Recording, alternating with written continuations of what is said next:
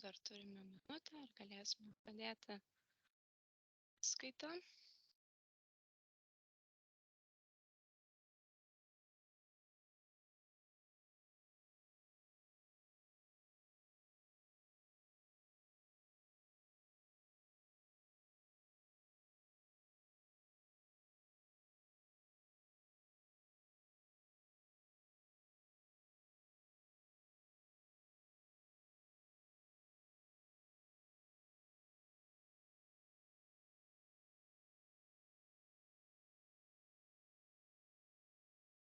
Tai išaušo jau pusę 12. Tai vėlgi tikiuosi, kad jūs mane puikiai matot ir girdite. Tikrai, jeigu turėsite kažkokių pastebėjimų eigoje dėl garso ar vaizdo, lauksiu jūsų žinučių čate, šio pokalbio čate. O dabar ir norisi pradėti paskaitą nuo prisistatymo turbūt. Esu medicinos psichologė Simona Burlegaitė ir dirbu Antakalnio poliklinikos psichikos sveikatos centre ir jo dienos stacionare. Tai šiandien pristatysiu Jums tokia tikrai aktualia tema, kaip išbūti su stresu, egzaminu, taip pat ir atsiskaitimų laikotarpiu. Tai turbūt kiekvieno mūsų gyvenimo etape, ar tai buvo mokykla, ar tai studijos, tai tikrai šitas stresas buvo mums šita emocinė būsena, ar ne, fiziniai ir protiniai mūsų iššūkiai, reikalavimai, tiek iš mūsų vidaus, tiek iš aplinkos, ar ne, tai buvo tikrai yra neišvengiami, įtampa ir stresas yra mūsų gyvenimo dalis. Tad prieš pradedant norėtųsi trumpai įvardinti, kaip šiandien mes būsime šioje paskaitoje. Tai pati paskaita truks iki 1 valandos. Užsiėmimo metu apžvelgsime kartu tiek ir tą teorinę medžiagą, bet ir tikrai į šios paskaitos medžiagą bus įtraukti ir savirefleksijos klausimai. Tai skirti ir tiek individualiai sau atsakyti, pagalvoti, kaip jūs atpažįstate savo stresą, įtampą, ar ne, kokiais požymiais. Ir galbūt šiais klausimais tikrai pratęstumėte savo tą refleksiją ir po šitos paskaitos. Taip pat tai tokiu metu ir kviečiau tada galbūt ir įsitraukti savo užrašus ar priemonės rašymo, jeigu norite, tai arba tiesiog stabtelėjus tiems klausimams savo atsakyti žodžiu. Ir vėlgi dar kartą priminsiu, jeigu turėsite klausimų ar pastebėjimų dėl techninių kažkokių dalykų, tikrai galite rašyti žinutę į čatą. Paskaitos pabaigoje į klausimus susijusius su pristatyta medžiaga tikrai atsakysiu, skirsime ir tam laiko.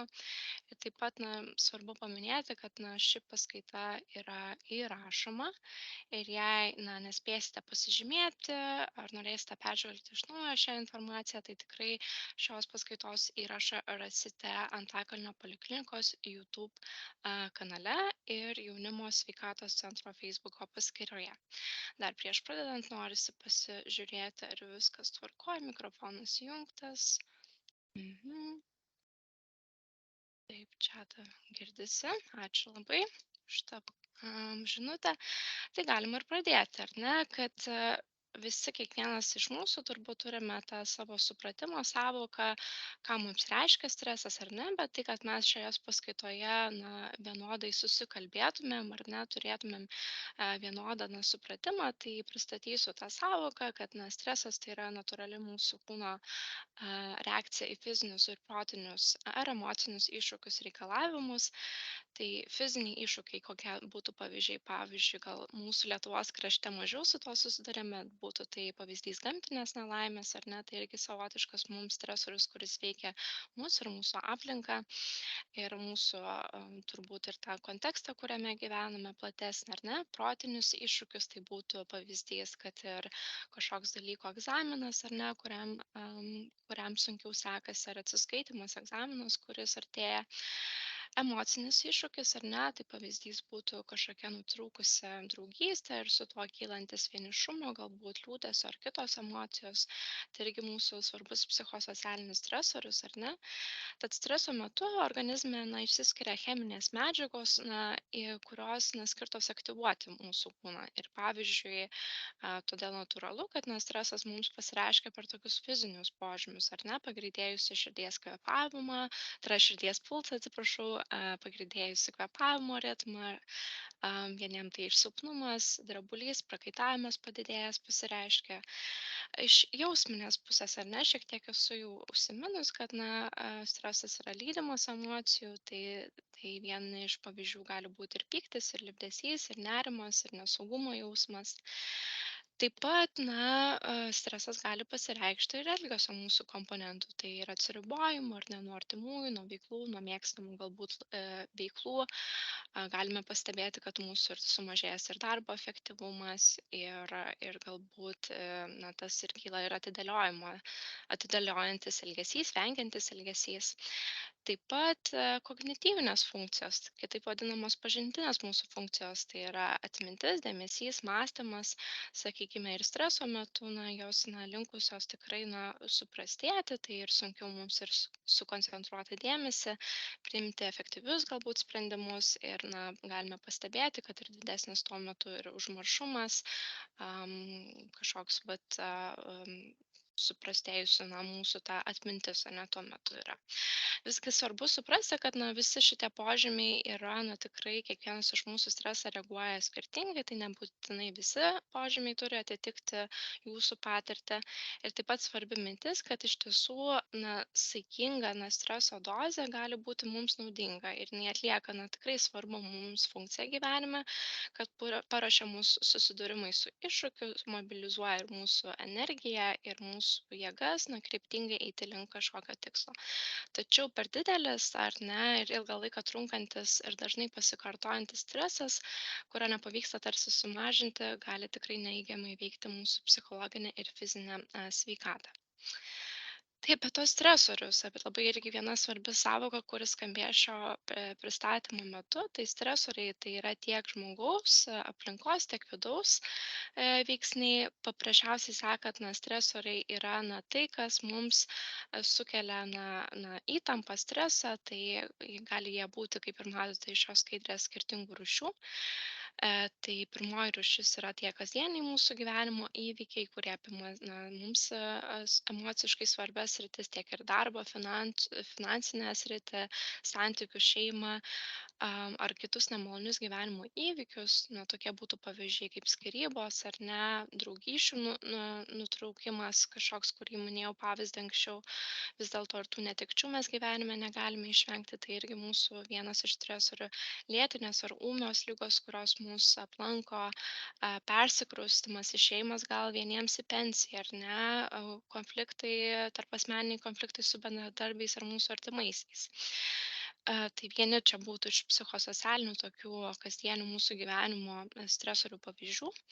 Kita rūšis būtų itin stipriai sukrečiančios trauminės patirtys susijusios su mūsų grėsme, mūsų ar mūsų artimojo gyvybei ir sveikata.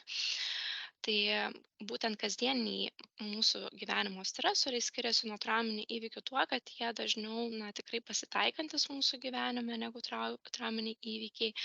Trauminiai įvykiai tie, kurie mūsų vis dėlto sutrikdo kasdienę rutiną ir taip pat mūsų kasdieniai gyvenimo stresoriai tikrai nėra susiję su mūsų staigia ar tiesioginė grėsme mūsų pačių gyvybei, sveikatai ir pavojui.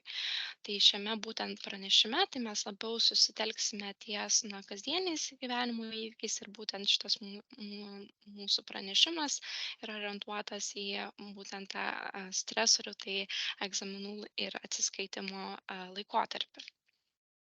Ir taip pat svarbus momentas tai, kad iš tikrųjų Jeigu kalbame apie kasdienius mūsų gyvenimo stresorius, tai, kaip reaguojame į įvairias, šitas stresą keliančias situacijas tikrai priklauso ir nuo mūsų pačių. Vieniem tas pats vienas įvykis gali atrodyti kaip pavojingas, kitiem neįveikiamas, kitiem kaip tik, priimtinas, gal kiek sunkokas, bet tikrai, tas iššūkis yra ištveriamas ir išgyvenamas. Ar ne? Tai labai svarbu suvokti, kad, kiekvieno to streso priežastis ir kaip mes į jas reaguojam priklauso tikrai nuo mūsų individualiai, nuo mūsų vertinimų, nuo mūsų patirčių, nuo mūsų minčių, kaip mes interpretuojame. Bet apie tai šiek tiek vėliau plačiau papasakosiu. Tai galbūt būtų čia ir pirmas sustojimas, čia jums atsakyti, pareflektuoti klausimus, su kokiais jūs dabartiniais stresoriais susidurite savo gyvenime.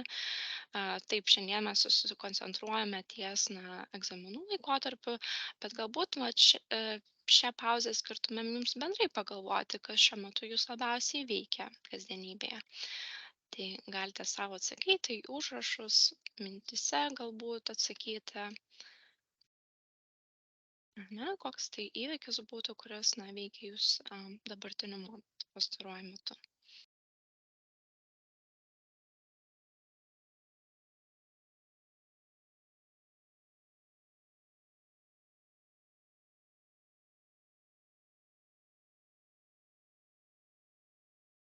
Taip, galite tikrai ir tuos klausimus, jeigu ir dabar nepavyksta atsakyti, atsiminti galbūt, natūralu, viskas tvarkoj, šią medžiagą tikrai ir klausimus galite neštis ir po mūsų paskaitos. Taip, ir jeigu dar kelias sekundės palauksiu.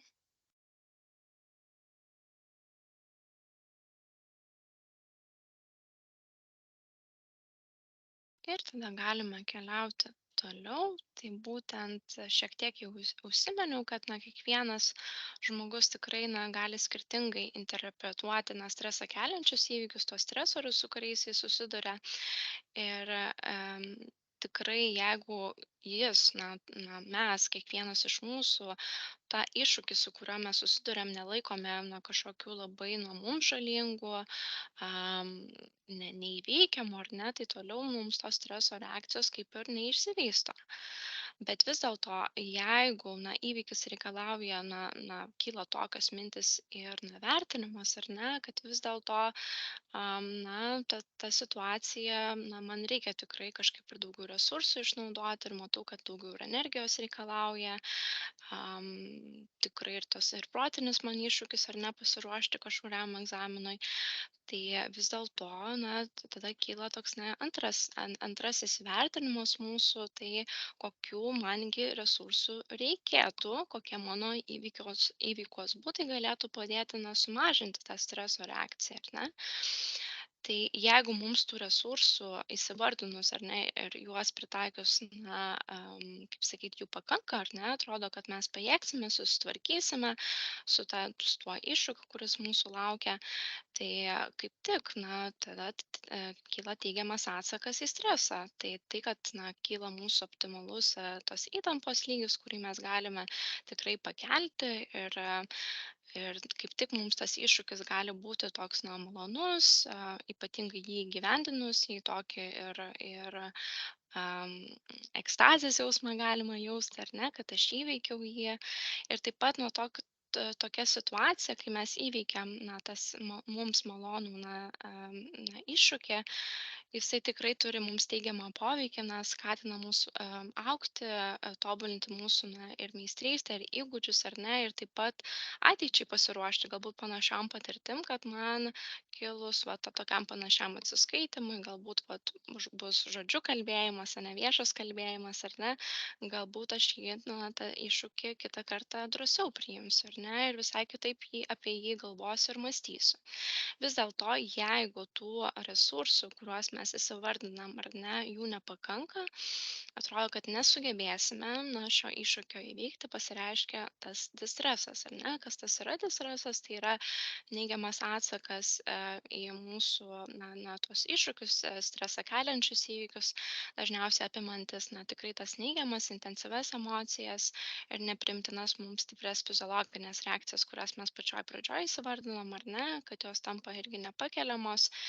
Ir būtent kyla, kad jeigu galbūt, įsikeliame per didelius savo reikalavimus ar ne, galbūt šitame visame procese, kai bandėme tuos, resursus kažkaip juos išbandyti, kuriuos turime ar ne, įveikiant stresą, galbūt patyrėme nesėkmę ar ne, ir tai natūraliai ir kėlė mums dar labiau neigiamesnes mintis ir stiprino mūsų ir veikia mūsų emocinę būseną. Taigi šiandieną, kadangi mūsų paskaita yra labiau susikoncentravusi, ar ne, šiek tiek paprašiau jūsų sau įsivardinti tuos stresorius, kurie gal bendrai yra susiję su jūsų gyvenimu dabartiniu metu. Tai norėtųsi grįžti prie mūsų tos esmės, ar ne, šio pranešimo. Tai vėlgi būtų vieta jums atsakyti, kiek stipriai jaučiate įtampą dėl atsiskaitimo artėjančių egzaminų ir būtent, pagalvoti tai tokioj pirmiausia dešimtbalėj sistemoj, kiek šiuo metu nuo 0 iki 10 jaučiu patiriamą įtampą dėl atsiskaitymo artėjančio ar egzaminų.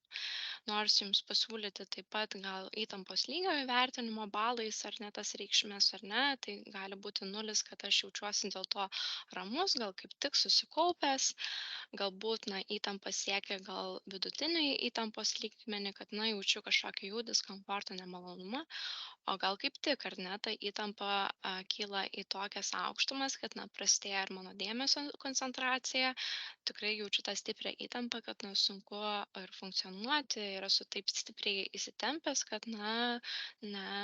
kartais ir kažkokiose situacijose negaliu pajėgti, ar ne, net matyti aplinką, matyti save, ar ne, kaip aš veikiu stresą keliančioje situacijoje, ar ne. Tai palieku aš jums keliom sekundėm, keliom minutėm pamąstyti, kokia dabar jūs, ar ne, grįžtant prie to klausimo, kokią jūs dešimtbalėj sistemą jaučiate tą įtampą dėl artėjančių egzaminų ar atsiskaitimo konkretaus.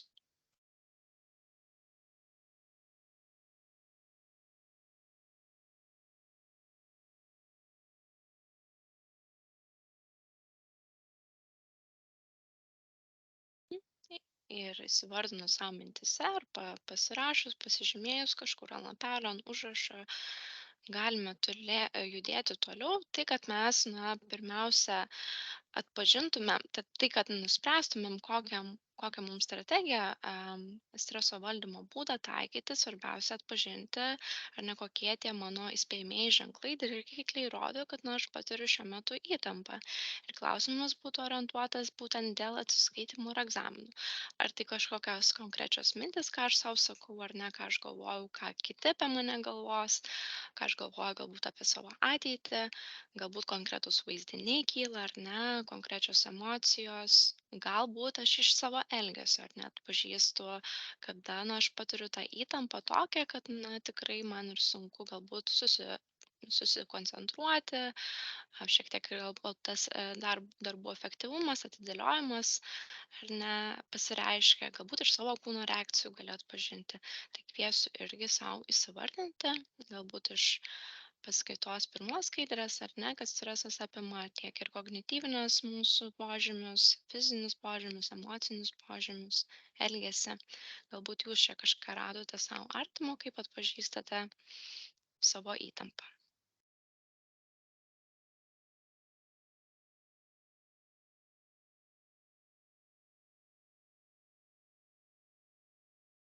Vėlgi po paskaitos galėsite, šitą klausimą nuolatos galbūt grįžti, galbūt jį pildyti, galbūt kitaip, kitose situacijose, am, su kitais egzaminais susidūrus, ar ne, galbūt konkretus vienas egzaminas, skirtingi egzaminai kelia tikrai skirtingą ir įtampos lygį, ar ne, ir skirtingas galbūt mintis, emocijas.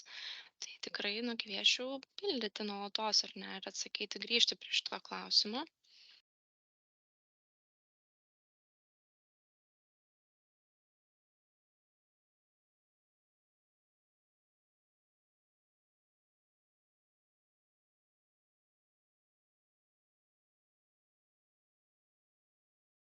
Mhm. Ir galime tada galbūt ir judėti toliau. Ir tikrai, kaip ir minėjau, prie to klausimo jį pildyti sau asmeniškai, galbūt ir savo užrašus persikelti ar ne. Tai kai ateis na ta įtampa ar ne, kad man jau nemalonu, diskomfortą jaučiu ar ne, tai galbūt aš galiu atpažinti iš konkrečių minčių ar ne, vaizdinių, emocijų, kūno pojūčių, elgesio. am, Ir sau įsivardinti, kad šiuo metu na ta įtampos lygis ar ne toks, kad na man reikalinga pagalba sau.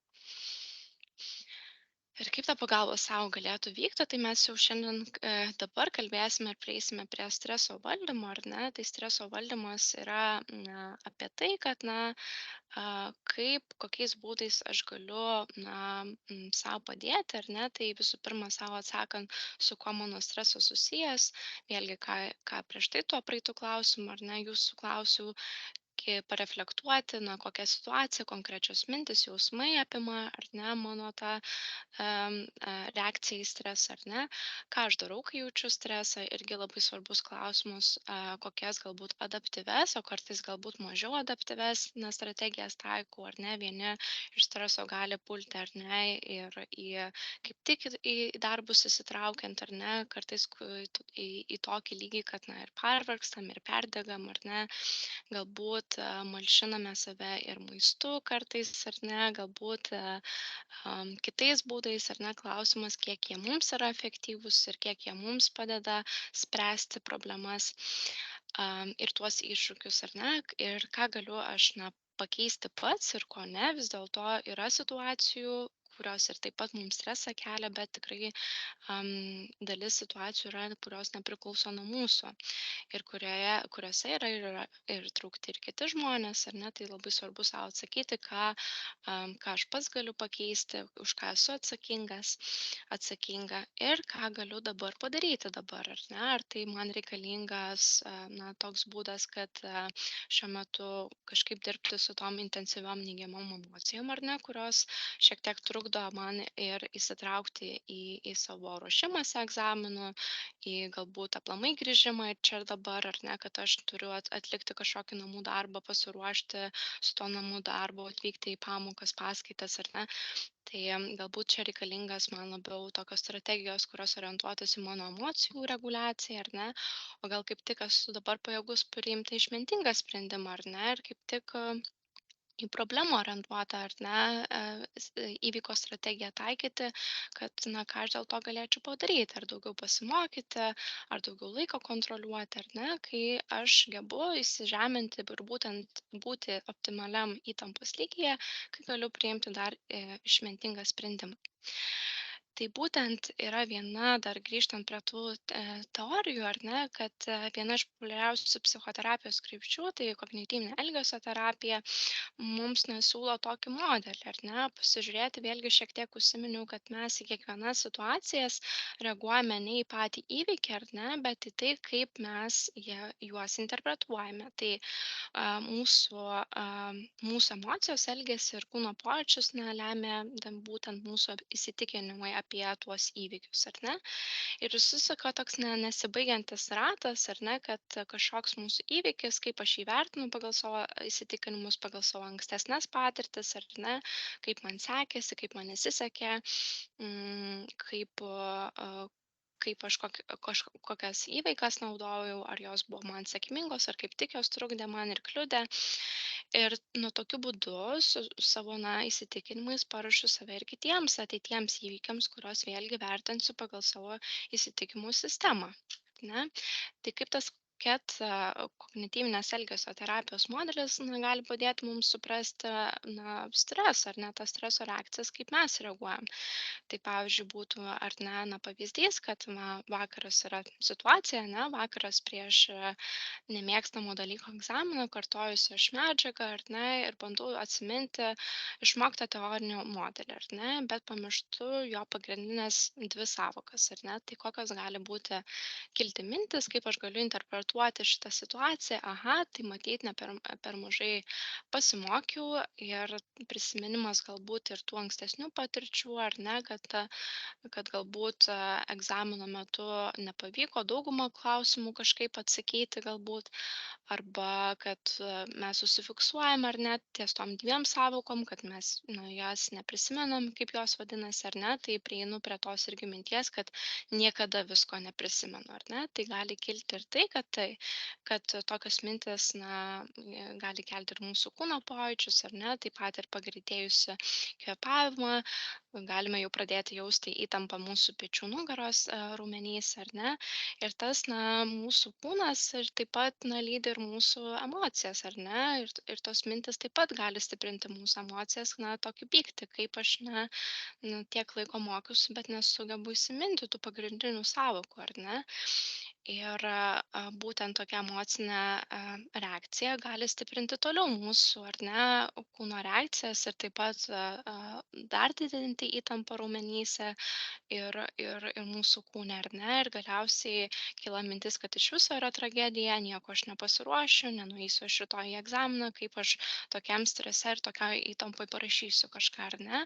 Tad gali, tos minties stiprinti dar, mūsų emocinę būseną kaip nusivylimą, galbūt savim liūdesį, ar ne, ir galbūt tą panikos tokį jausmą ir sukelti mūsų elgesį, kad, aplamai vengimą kartotis, įsiminti toliau, ar ne, galbūt, atsitraukti nuo tos situacijos, eiti ilsėtis, ar ne. Am, tai vat, tai labai, svarbu tuo modeliu, kokia pagrindinė žinutė, kad, mūsų emocijos, elgesys, kūno pojūčiai ir netgi mintys gali tapti mūsų pačių įkaitais. Ir kągi, toliau, mūsų irgi remiantis, kognityvinės elgesio terapijos galbūt principais, ar tai, kad, remiantis tuo modeliu, kurį pristačiau, ar prisimenant tai, kad kiekvienas, žmogus į stresą keliančią situaciją tikrai priklauso nuo to, kaip mes tą stresą, interpretuojame, tai čia, atsiremia į tą streso valdymo, ar ne, būdus, kad vienas iš jų gali būti darbas su mūsų mintimis.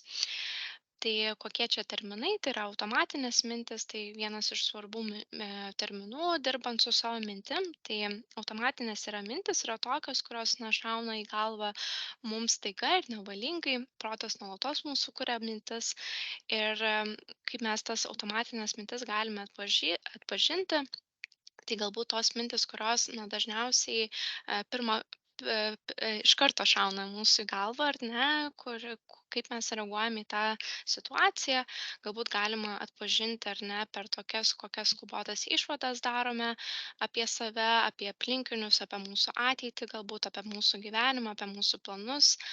Taip pat galbūt šauna į galvą tokie ir net mūsų blogiausi scenarijai, kuriuos įsivaizduojam, ar ne, galbūt kyla įsivaizdavimas, ir interpretacijos, kokios nuomonės apie mane bus kiti, kokius jausmus aš sukelsiu, kai atvyksiu į egzaminą ar atsiskaitymą visas, ar ne, drebantis, ar ne, ir nesugebantis susikaupti, ar ne, mes galvojame apie jau kažkokias katastrofas, kurios laukia mūsų tarsi ateityje.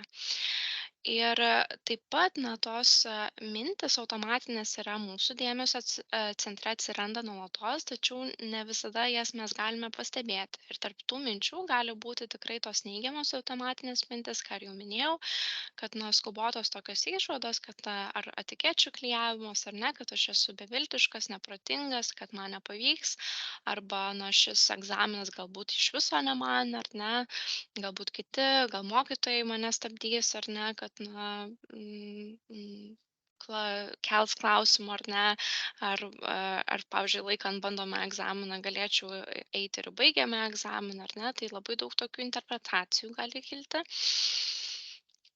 Ir kitas terminas, ar ne, mąstymo klaidos. Tai vėlgi tos konkrečios mūsų neigiamos mintys, kurios, skatina būtent mūsų netikslų, realybės interpretavimą. Tai, kad mes, kyla šios mintis ir pradedame matyti realybę šiek tiek iškreiptai per mūsų kažkokius akinius, ar ne. Pavyzdžiui, žmogus visą dieną uoliai, mokosi egzaminui, ar ne, bando kartotis, turi, pavyzdžiui, egzamino klausimus, jeigu studijuojate ir turite, tokius studijų dalykus, kurios, pateikia klausimus tokius bendrinius iš anksto. Tai vat, pavyzdžiui, jeigu peržiūriu visus klausimus ar ne, ir prie vieno sustoju ir žiūriu, kad nu, niekaip negaliu atsakyti, arba atsakydamas į jį darau klaidas, ar ne. Ir nors visas kitas užduotis klausimus atsakau teisingai, bet paprastai, ir paprastai, kad mano gaunu ir patvirtinimą, ir iš kursiokų, kad tikrai daug žinau, tikrai daug ruošiausi, ar ne, bet vis tiek kyla mintis, kad esu nevykėlis ir nieko aš vis dėlto neišmokau, ar ne? Tai taip pat mūsų mąstymo klaidos yra kitas, ar ne, toks labai svarbus momentas, kaip mes jas galime pastebėti, kad už jų slypi tikrai tokie kategoriškai reikalavimai, kad jeigu aš visada viską privalau atlikti puikiai, vadinasi, atlikti visus, irgi atsakyti visus klausimus, atsakyti ten tobulai, ar ne, tai vadinasi, lygu aš esu vertingas, ar ne. Tai taip pat, ar ne, kad šios mintis veda ir mūsų tokias labai intensyvias neigiamas emocijas, ar ne, perdėta galbūt baimė, apatija, pyktį. Ir taip pat vienas iš tokių momentų, kad kliudo šios mintis mums siekti ir svarbių tikslų, kad tikrai nuolatos susiduriant su tokia mintim, klausimas, ar mes tikrai su to nusivylimo jausmu apie save, galbūt ir tuo, ir susierzinimo, ar tikrai, tikrai mums bus taip lengva grįžti ir tęsti tuos darbus, ar ne, ir imtis, tų naujų iššūkių ateityje. Tai būtent kognityvinė elgesio terapijos, ir tie ir pagrindiniai ir tokie autoriai skiria tokias 10 mąstymo klaidų, bet dėl laiko stokos pristatysiu tik tai kelias. Tai tokie pavyzdžiai būtų kaip katastrofizavimas, ar ne, kad manoma, kad ateitis bus neigiama ir nesvarstomi kiti variantai, pavyzdžiui, kad aš tikrai neįstosiu į universitetą, nieko nepasieksiu, neatsakysiu į nei vieną egzamino klausimą, ar ne. Kita mąstymo klaida - teigiamų dalykų nuvertinimas, kad nepagrįstai nuvertinu teigiamus aspektus, kuriuos atlieku, ar ne. Tai pavyzdžiui, gerai pasimokęs parašiau egzaminą ir sau sakau, ai, man čia tik tai pasisekė, nereiškia, kad aš moku šitą dalyką, ar ne. Taip visiškai nubraukiama savo tą patirtį teigiamą, kur tikrai dėjome ir pastangas, ir stiprinome savo ir kompetencijas, ar ne. Kita mąstymo klaida - tai viskas arba nieko, galbūt juoda balta mąstymas, jeigu populiariais terminais kalbant, gal esate labiau girdėję. Tai jeigu negaunu 10, esu irgi visiškai niekam tikęs.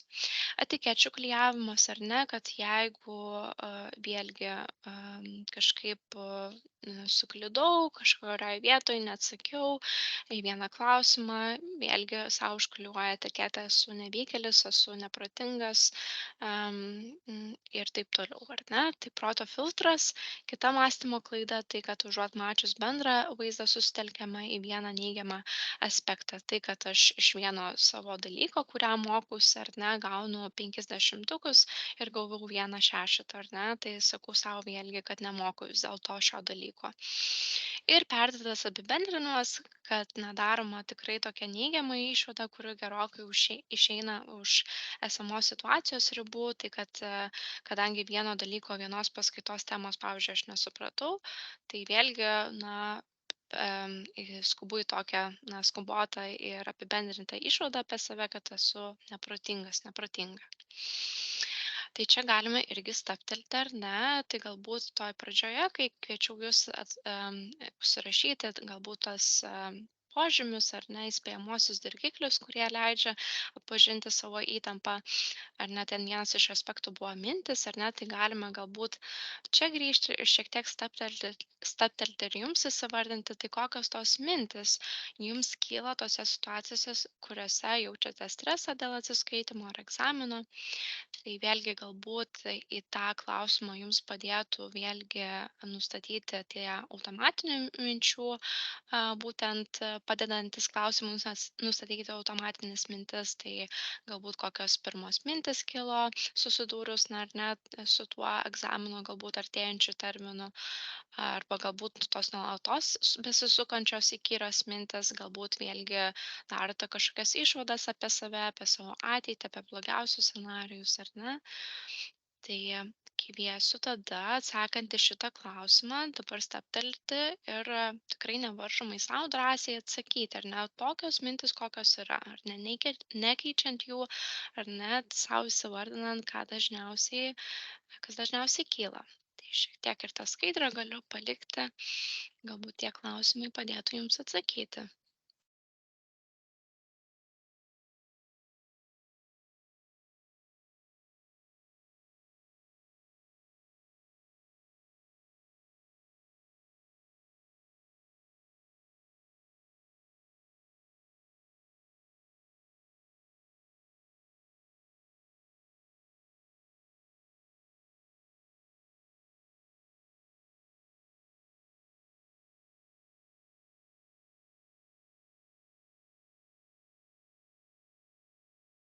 Gal iš tų vat ir mąstymo klaidų gal pastebit, kad kažkuri yra ganėtinai atspindinti jūsų patirtį.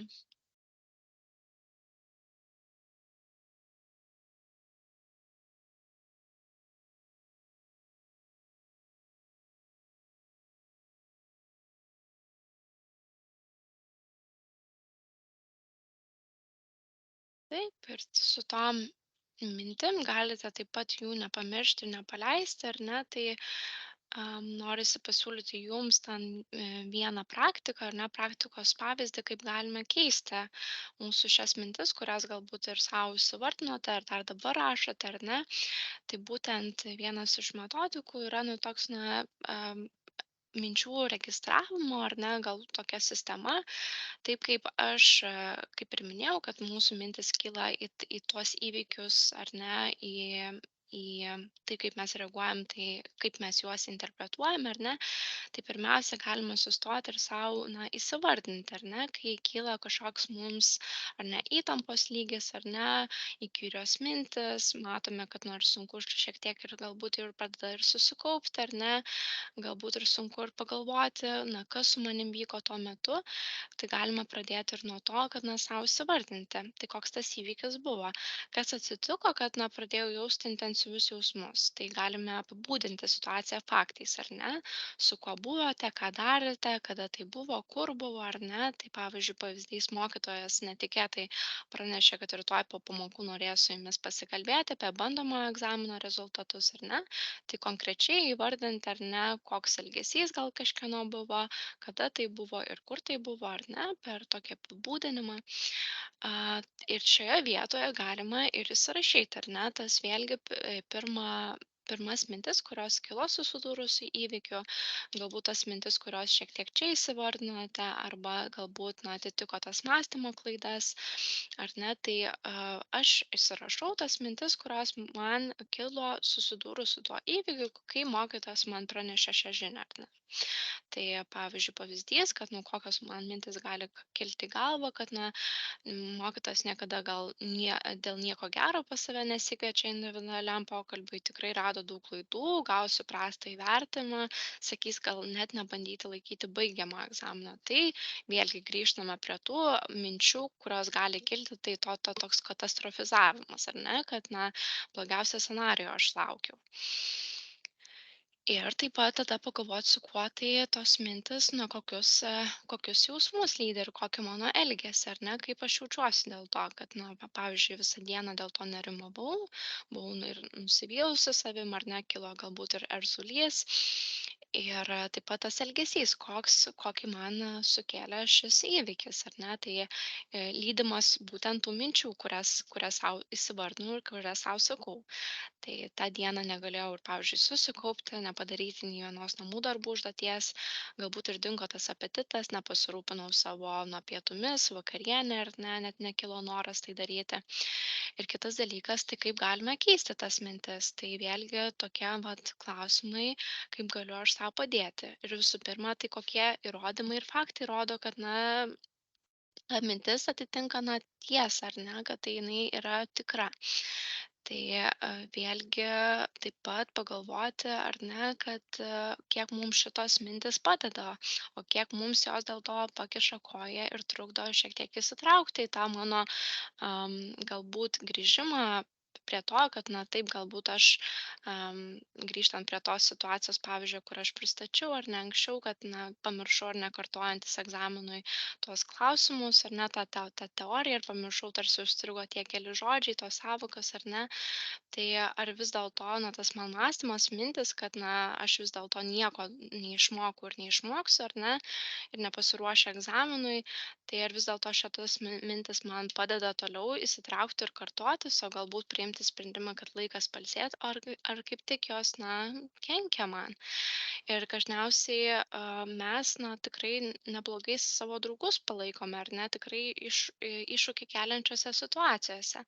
Tai galbūt galima kartais sau ir paklausti, na, ką aš sau dažniausiai savo geriausiam draugui ar draugui pasakau, ką jisai pasakytų apie šias mintis, kaip jisai mane palaikytų, ar ne, gal tą patį palaikymo būdą galėčiau ir savo pritaikyti.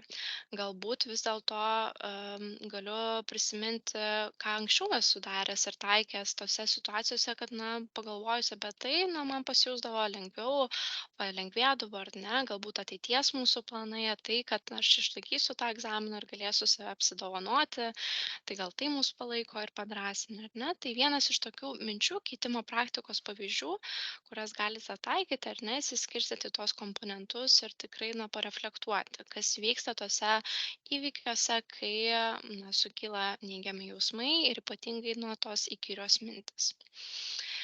Kitas, na, labai svarbus, na, toks galbūt mūsų įgūdis, tai ypatingai dorojantis, na, su stresu ir taip pat ir su egzamino laikotarpiu, tai mūsų laiko valdymas, ar ne, tai čia norisi pristatyti galbūt jau jums ir jau žinoma vieniems ar ne būdą, tai vis dėlto įsivardinti savo prioritetus, darbus, terminus, kurie galbūt reikalingi mūsų daugiau ir laiko, galbūt jie yra termino prasme, yra greiti ir skubus ar ne. Tai toks metodas, pavyzdžiui, pasiimti popieriaus lapą ir surašyti visus darbus, na, reikalus ir malones veiklas, ar ne, kaip jūs poilsiaujate ir kurios irgi jums reikalingos, ar ne, ir kurioms reikia skirti laiko galbūt daugiau. Tai surašyti visą sąrašą darbų, ar ne, kurias, na, privalote daryti. Galiu patarti, pavyzdžiui, na, pagalvoti galbūt apie vieną egzaminą, galbūt konkrečiai vienas egzaminas sudaro labai daug dar tų užduočių pasiruošimui, kurie man yra reikalingos, ar ne. Galbūt vienos užduotis yra tai, kad aš yra tikrai skubios ir svarbios, man daugiau reikės skirti energijos ir daugiau laiko tam. Galbūt yra kažkokie klausimai, kurie galimai bus egzamine arba atsiskaitime, kurie galbūt, na, reikalauja mažiau mano laiko, kur aš greičiau galiu prisiminti, gebėti aprašyti, gebėti sau papasakoti, ar ne, tą informaciją, kartojantis egzaminui. Galbūt tai yra, na, tikrai ne tas, na, skubus darbas, užduotis, mažiau galbūt svarbi užduotis, ar ne, prie kurios galbūt aš galėčiau grįžti vėliau. Tai vėlgi, kaip ir sakau, susirašyti tuos darbus ir išsiskirstyti į tokius 4 kvadratėlius, ar ne, tai įsivardinti darbus, kurie atitinka tos rėmus, kad jie yra didelio svarbumo, tai skubus ir svarbus. Antras būtų tai vidutinio svarbumo, kad yra galbūt nesvarbus, tai yra neskubus, bet svarbus mūsų dalykai, pavyzdžiui, galbūt mūsų malonios veiklos, poilsis, ar ne, kuris vis tiek mokantis egzaminam, ruošiantis, ar ne, mums reikalingos tos pertraukos ir reikalingi poilsio momentai, ar ne, kuriuose mums irgi reikia skirti dienos laiko.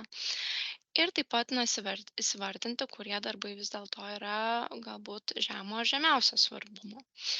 Kaip derinti galbūt tas laiko, tai yra darbo ir poilsio ciklus, tai vienas iš tokių metodų yra pomodoro technika. Nežinau, galbūt esate irgi taip pat girdėję ir taikę, ar ne, kad yra tokia metodika, kuri turi 4 ciklus, kuriuos galite atlikti. Tai viename cikle sudaro tai, kad yra 25-30 minučių, galite ir skirti ir ilgesnį laiką, kaip jums patogiau, kaip jums galbūt jau save atpažįstate, galbūt aš gebu išlaikyti 45 minutes ar ne vienu prisėdimu savo dėmesį. Tai tas ciklas prasideda taip, kad, na, aš 25-30 minutes skiriu, pilnai susikaupiu darbui, pilnai skiriu tai užduočiai, kurią aš įsivardinau, ar ne, kurią aš dabar atliksiu per tas 30 minučių, ar ne. ir po tos 30 minučių skirti 5 minučių poilsio pertrauką ir taip kartoti, na, keturis kartus.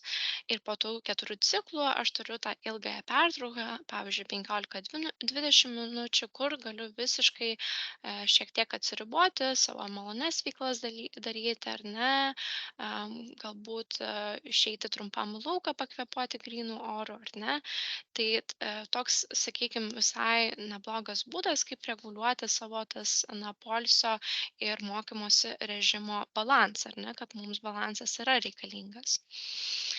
Taip pat, na, kitas yra būdas, tai prisiminti tai, kad yra kažkokios veiklos, kurios vagia mūsų laiką, ar ne. Tai laiko vagis tai yra veiklos, kurios iš esmės yra galbūt mums nereikalingos, nenaudingos, tačiau atima tikrai labai begalę laiko ir nesuteikia mums iš tikrųjų to poilsio, atsigavimo.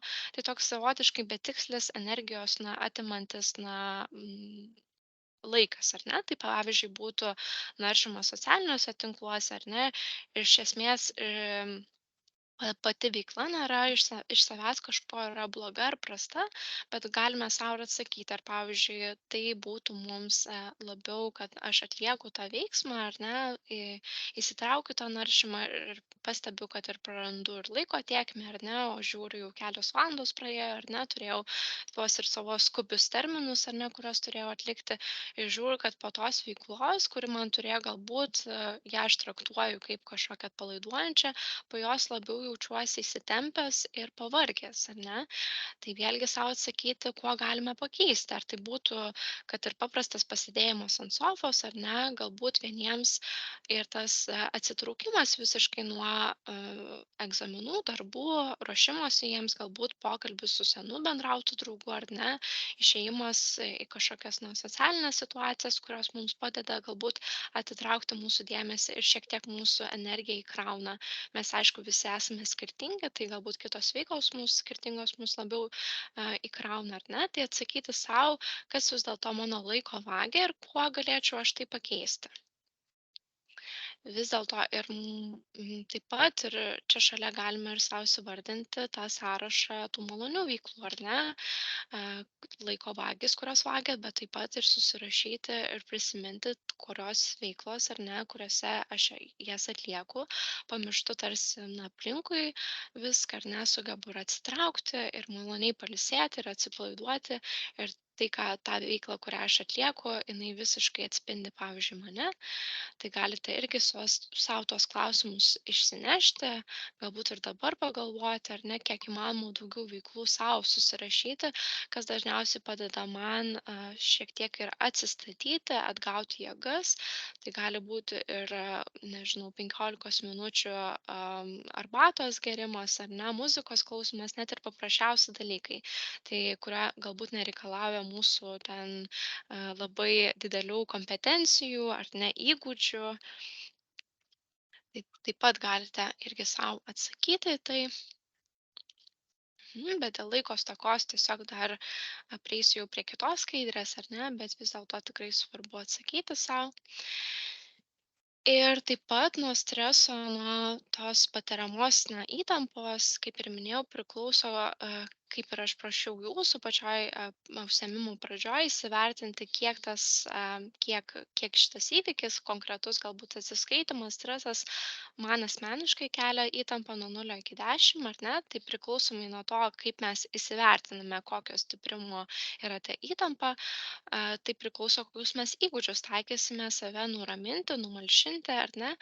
Tai vis dėlto, jeigu mano įtampa siekia tai, kad aš esu ganėtinai ramus, iki to, kad, na, jau šiek tiek jaučiu diskomfortą, nemalonumą, galima labai taikyti ir dėmesingo įsisąmonimo įgūdžius, mindfulness kitais terminais šnekant, ar ne. Tai galėsiu tikrai ir vieną meditaciją greitai, na, jums pristatyti. po šios skaidrės ar ne, ir galbūt jūsų bendravimo gal kažkokie įgūdžiai, emocijų valdymo įgūdžiai yra būtent būtų naudingi na, šiai įtampai malšinti. Tačiau jeigu įtampa siekia na, 70 ar ne, kad jau man ir sunku sutelkti dėmesį, ir sunku ir funkcionuoti, ar ne, nebematau aplinkos, nei savęs, nei galiu atsakyti už savo veiksmus, tada tikrai svarbu, mūsų kūnas yra linkęs mažiau mes esame linkę mažiau apgalvoti situaciją, o kuo greičiau veikti ir ją išspręsti. Tad tikrai gali būti čia naudingi įtampos valdymo įgūdžiai, kurie iš tikrųjų neįsprendžia problemos, ar ne, jie gali atrodyti mums patrauklūs, malonūs, bet vis dėlto jie padeda mums pasiekti tą optimalų įtampos lygį, kad aš galėčiau priimti toliau išmintingesnius sprendimus. Tai savotiškai įsižeminti ir grįžti į čia ir dabar momentą, kad aš galėčiau toliau su tuo iššūkiu dorotis. Tai norisi galbūt prie įtampos valdymo įgūdžių labai nesustoti ilgai, kadangi kolegė, psichologė Evelina Koržovaitė yra atlikusi taip pat paskaitą nuotolinę apie įtampos valdymo įgūdžius ir taip pat kviesčiau juos ir po paskaitos mūsų galbūt įsijungti šitą įrašą ar ne, ir tikrai susipažinti plačiau apie įtampos valdymo įgūdžius. Ir vėlgi norisi pabrėžti, kad tai įtampos valdymo įgūdžiai tarsi yra mūsų gelbėjimosi liemenė. Išplaukti iš mūsų tikrai emociškai audringos jūros, ar ne, tada, kai mes tikrai esame labai stipriai sujaudinti ir negalime priimti išmintingo sprendimo, tai ji mus apsaugo, tačiau tikrai neišmoko plaukti. Tai ką ir minėjau, ar ne, neįsprendžia mūsų problemos. Tik tai grąžina mus į optimalų įtampos lygį, kai aš galiu nurimti. Tai vienas iš tokių pavyzdžių gali būti kvėpavimo pratimas, ar ne, tai reguliuojamas kvėpavimas, ar ne, tai čia yra vėlgi gairės, kai tai atlikti kvėpavimo meditacijas, taip pat irgi galėsiu pasakyti paskaitos pabaigoje, jas galite rasti ir pauzės programėlėje, ir ramų programėlė yra, kurias galite atsisiųsti savo išmaniuosius įrenginius. Taip pat YouTube kanalai yra kaip žmogaus institutas, kuriame tikrai begalės yra ir kvėpavimo pratimų, kuriuose tikrai galite reguliuoti įkvėpimą ir iškvėpimą. Šiuo, pavyzdžiui, mano siūlytų metodų, tai įkvėpti giliai per nosį per 4 sekundes ar ne. Taip pat mūsų rankos padėjimas ant pilvo srities ar ant krūtinės gali padėti irgi šiek tiek įsižeminti ir jausti mūsų kūno judesius ir sutelkti dėmesį į vieną dalyką, į vieną aspektą. Tai, kad aš stebiu savo kvėpavimą, kaip mano krūtinė, kaip mano pilvo sritis juda su kvėpimu ir iškvėpimu. Tai įkvėpti per 4 sekundes, sulaikyti kvėpavimą per 2 ir iškvėpti per 6 sekundes ir stebėti, kaip, pavyzdžiui, su iškvėpimu mūsų pilvas įdumba arba krūtinė nusileidžia, tarsi išleidžiamas balionas, ar ne? Ir kartoti tiek kartų, ar ne, kada mes pasieksime tą optimalų įtampos lygį. Taip pat įsižeminimo praktikos gali būti naudingos, pavyzdžiui, tada, kai irgi na, sunku susigaudyti, net susiorientuoti situacijų, nes mano, tarkim, emocija tokį siekia lygiai, kad nu, tikrai sunku ir pamatyti savo veiksmus ir aplinką. Tai kartais gali padėti tas ir aplinkos matymas, ar ne, per mūsų kūno pojūčių, per mūsų jutimo organų sukeliamus pojūčius, ar ne, mūsų kūne. Tai pavyzdžiui, net įsivardinti ir apibūdinti, kokius 5 dalykus šiuo metu galiu pamatyti, kokius 4 dalykus šiuo metu galiu išgirsti savo ausimis, ar ne, ar savo vidaus, ar išorės garsai yra tokie, kurie na, man padeda mane šiek tiek na, įžeminti ir sutelkti dėmesį tik tai į tuos garsus, ne kažkur į savo rūpešius, ar ne, kokius 3 dalykus šiuo metu galiu paliesti, kai esu toje situacijoje, ar ne, ar tai savo rūbą, ar tai savo rankas, ar tai savo daiktą kažkokį, kurį šalia turiu. Ir taip pat panaudoti uoslės ar ne ir skonio jutimo pojūčius.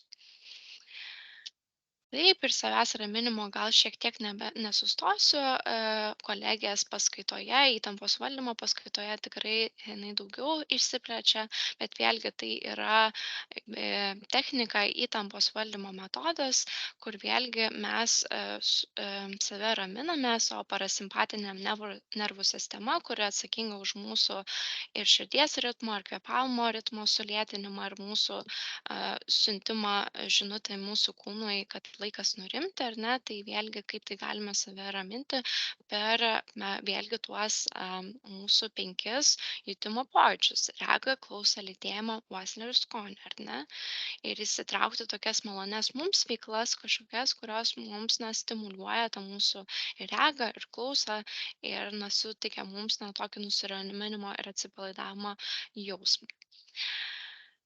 Dėmesingo įsisąmonimo įgūdžiai, tai galbūt jie reikalingi ir naudingi tada, kai mes tikrai galbūt pasiekėme tokį optimalų įtampos lygį ir kai šiek tiek jaučiame tą vidutinę galbūt įtampą, bet tikrai gebama susitelkti ir sutelkti dėmesį į čia ir dabar momentą, ar ne? Tai vėlgi tos praktikos, am, kurias dabar matau dėl laiko stokos, nespėsiu jums pristatyti, bet vėlgi pauzės programėlė ir taip pat ir Žmogaus instituto YouTube kanalas yra tikrai nemažai dėmesingo įsisąmonimo meditacijų. Galėčiau vieną pasiūlyti: išbuvimą su stipriomis ir nemalomis emocijomis, ar ne.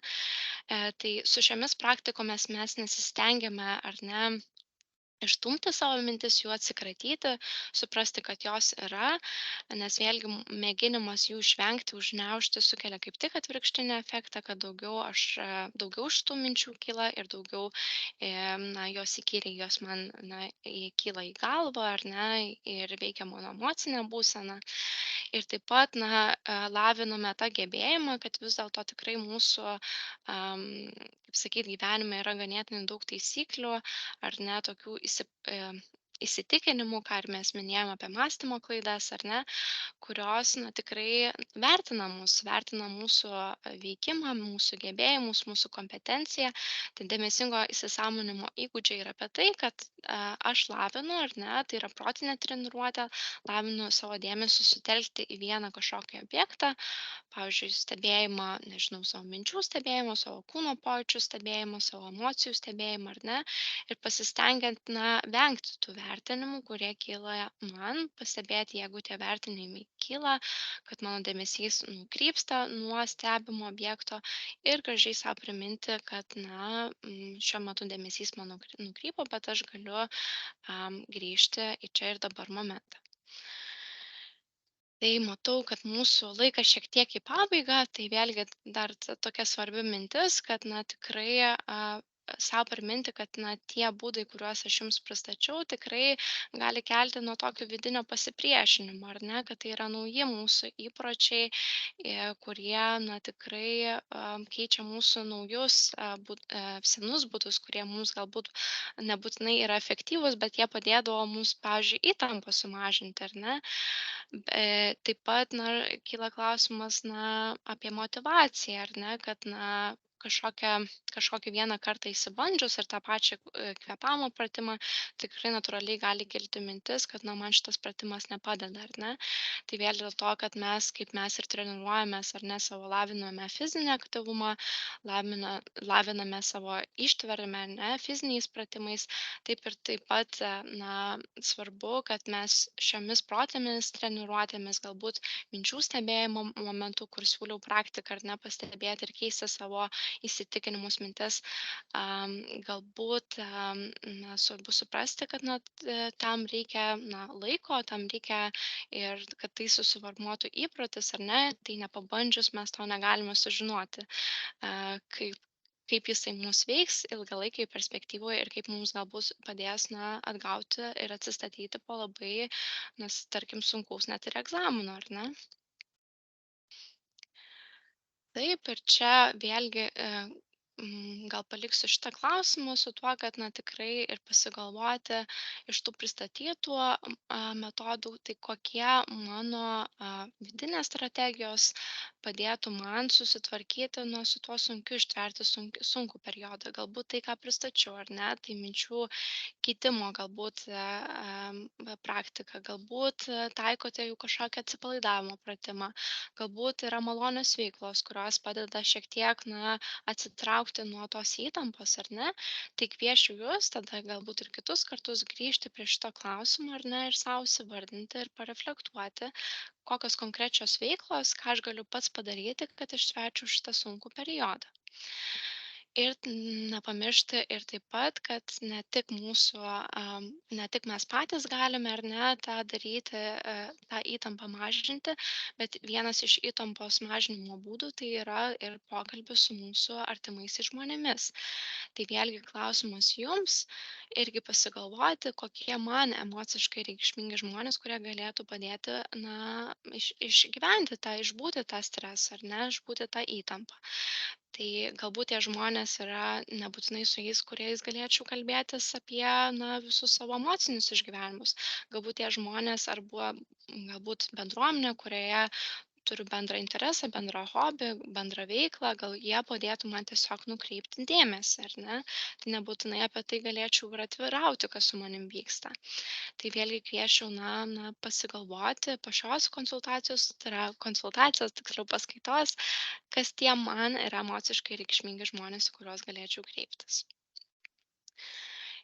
Ir taip pat norisi pasilikti tą skaidrę, ar ne, kad vėlgi kaip galite sau padėti, kai pritrūksta paramos, tai vėlgi galbūt ne tie žmonės, galbūt tai yra emocinės paramos linijos, kai kartais kai kuriuose situacijose galbūt ir nedrąsiau pasidalinti su nepažįstamais žmonėm, tai gali tai vykti ir pokalbio, tai gali būti ir čiato principu, kaip jums jau yra patogiau. Pagalbos sau.lt puslapis yra labai naudingas, nes tai yra, na, tikrai daug informacijos galime gauti ir apie emocinę sveikatą. Ir taip pat yra streso skiltis pagalbos sau.lt puslapyje, kur ten galite rasti tiek ir miego higienos rekomendacijas, ar ne, nes iš tikrųjų ir miego labai svarbu pasirūpinti streso metu. Ir taip pat rekomendacijos yra ne tik rekomendacijos, bet ir dėmesingo įsisąmoninimo praktikos, kurias šiek tiek galbūt šiandien nespėjome aptarti visas, tai ten yra irgi keletą įrašų, kurias galite pasibandyti. Tai vat. Tai šiandien baigiu savo dalį ir tikrai linkiu stiprybės ir norisi dar peržvelgti tuos klausimus, galbūt kilo jums. Mhm. Galbūt keletą minučių galima klausimams ar ne skirti laiko.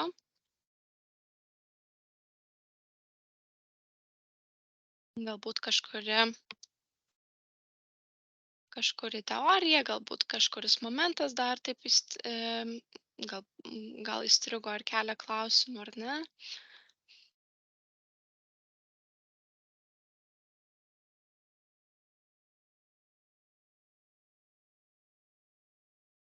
Čiato matau, čiato pačiame nėra klausimų.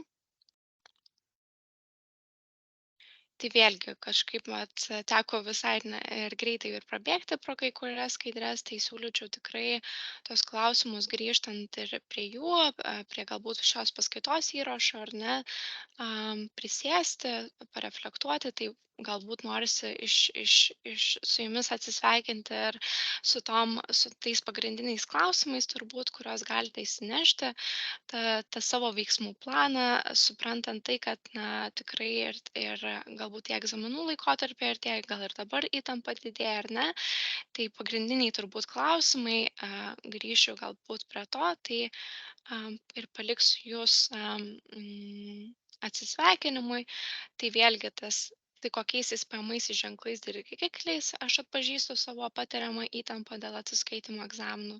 Tai vėlgi konkrečios galbūt mintis, emocijos, situacijos, elgesys, kūno pojūtis. Kitas aspektas, ką aš pats galėčiau pati padaryti dėl to, ar ne, tai kokios mano strategijos, ką aš daryčiau, kad ištverčiau sunkų periodą.